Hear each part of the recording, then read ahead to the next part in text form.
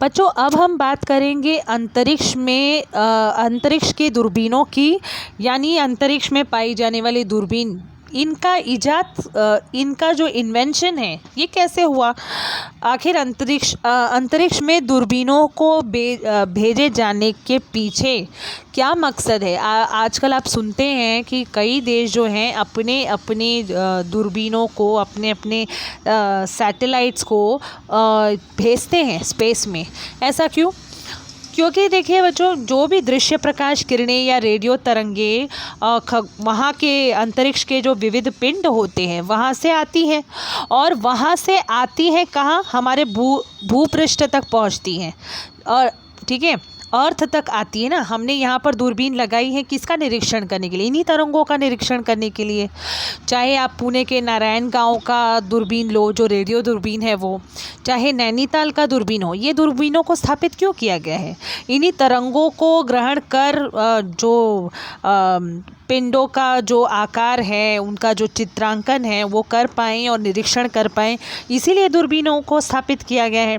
लेकिन प्रॉब्लम ये आती है कि ये जो तरंगे होती हैं जब वायुमंडल से गुजरकर भूपृष्ठ तक पहुंचती हैं तो वायुमंडल में इन्हें कई ऑब्स्टेकल्स यानी कठिनाइयों का सामना करना पड़ता है, क्योंकि जब भी ये जो किरणें हैं ये वायुमंडल से होकर गुजरती है ना, तो कुछ किरणों को या कुछ प्रकाश की मात्रा को ये वायुमंडल अवशोषित कर लेता है, जिसकी वजह से भूपृष्ठ तक पहुंचने वाली जो तरंगे होती हैं उनकी तीव्रता कम हो जाती है। ये पहला इशू है। दूसरा इशू ये है कि वायुमंडल का जो तापमान और दाब होता है वो एक फ़िक्स वैल्यू नहीं है, हमेशा बदलता रहता है। आपको पता है तापमान घटता बढ़ता है, वैसे ही दाब भी घटता बढ़ता है। वायुमंडल में एक हमेशा फिक्स्ड तापमान या फिक्स्ड दाब नहीं रहता है, जिस कारण अब इसी वायुमंडल से गुजर कर आना होता है ना उन तरंगों को, तो उसकी वजह से जो भी दृश्य प्रकाश किरणें आती हैं या रेडियो किरणें आती हैं ये सभी तरंगे स्थिर नहीं रहती हैं। इसके अलावा डे लाइट जब होती है, यानी जब सूर्य प्रकाश मौजूद होता है, ऐसे में आकाश का अवलोकन कर पाना भी संभव नहीं हो पाता। आप देखेंगे आपको रात में तारे और ये सब दिखलाई पड़ते हैं, लेकिन दिन में आपको जबकि तारे अपनी ही जगह पर होते हैं, लेकिन हमें दिन में दिखते हैं नहीं दिखते हैं। तो सूर्य प्रकाश होने के कारण आकाश अवलोकन संभव नहीं है। इसके अलावा कभी कभी देखिए वायुमंडल में बहुत ही बादल हो जाते हैं। इसके बाद रात्रि में सभी जगह पर बल्ब और ट्यूबलाइट्स और इस तरह से जो भी स्ट्रीट लाइट्स होते हैं सब ऑन रहते हैं। ऐसे में भी आकाश का अवलोकन करने में कठिनाइयाँ उत्पन्न होती हैं। इन सब परेशानियों को समझते हुए और इन सब परेशानियों को दूर करने के लिए एक आइडिया यहाँ पर इजाद हुआ कि इन दूरबीनों को कहाँ पर लगाया जाने लगा, निर्जन स्थानों पर, पहाड़ों पर, जहाँ पर लोगों जो रेसिडेंशियल एरियाज़ नहीं हैं, जहाँ पर लोग रहते नहीं हैं, वहाँ पर इनको स्थापित किया जाने लगा। लेकिन अब भी कठिनाइयाँ तो फिर भी थी, क्योंकि वायुमंडल से होकर उन किरणों को आना है तो कठिनाइयों का स्तर कम हो सकता है, पर यहाँ पर पूरी तरह से ख़त्म नहीं हो जाता। तो कठिनाइयों को और कम करने के लिए ये इजाद हुआ कि दृश्य प्रकाश दूरबीन जो है या रेडियो दूरबीन है, इन्हें हमें कहाँ स्थापित करना चाहिए, अंतरिक्ष में। अंतरिक्ष में स्थापित करने से काफ़ी मात्रा में ये जो परेशानियां होती हैं या कठिनाइयां होती हैं इनको हम कम कर सकते हैं, और वहाँ से जो भी प्रकाश किरणों के स्रोतों का जो प्रतिबिंब होता है, जिन भी स्रोतों से वो किरणें आती हैं उनका जो प्रतिबिंब प्राप्त किया जाता है वो हमें ज़्यादा सुस्पष्ट और ज़्यादा स्थिर अवस्था में प्राप्त होता है। ठीक है, तो ये जो आइडिया है, ये जो संकल्पना है, इसको वैज्ञानिकों ने आज यथार्थ के धरातल पर उतार दिया है, जिसमें कुछ उदाहरण आपके सामने स्क्रीन पर दिख रहे हैं।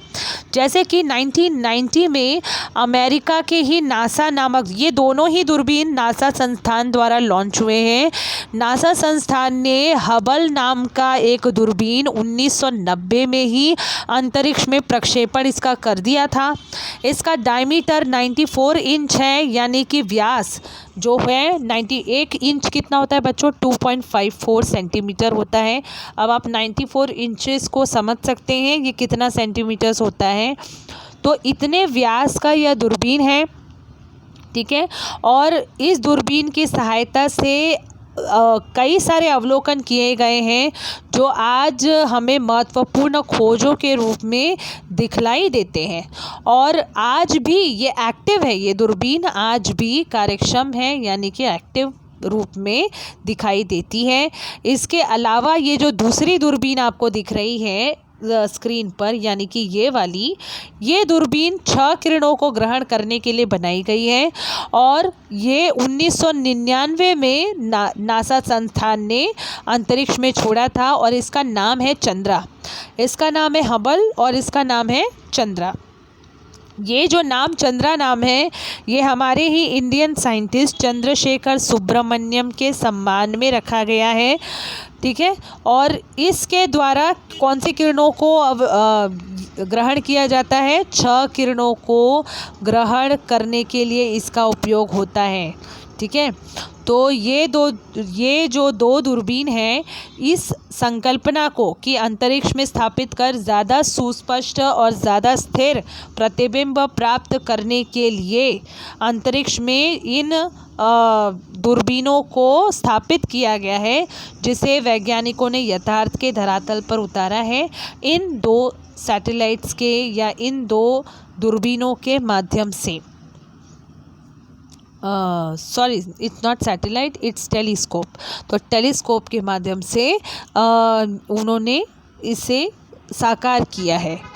तो इस तरह से ये हमारा जो टॉपिक है टेलीस्कोप्स इन स्पेस, अंतरिक्ष की दूरबीनें, ये यहाँ पर समाप्त होता है।